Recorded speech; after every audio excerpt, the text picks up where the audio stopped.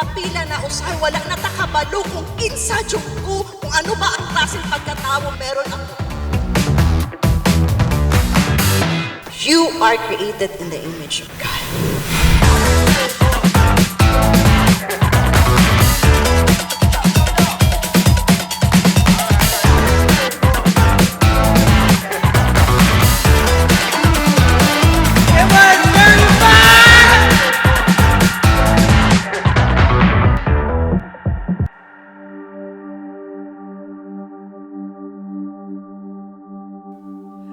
Paghapon ako sa higap mo, Jesus, ahanin. Kung ilang papaposisyonal, Lord, I pray nga ipakita ni mo nga ikaw amahan lahi.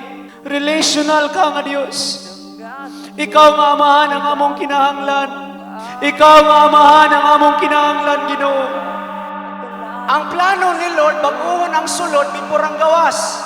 Wala ko'y pakialam kung taas kag buhok, daghan kag tato, basta bagoy mong kasing-kasing.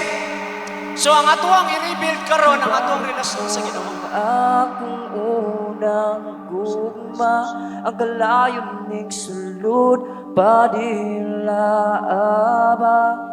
diha kanimo.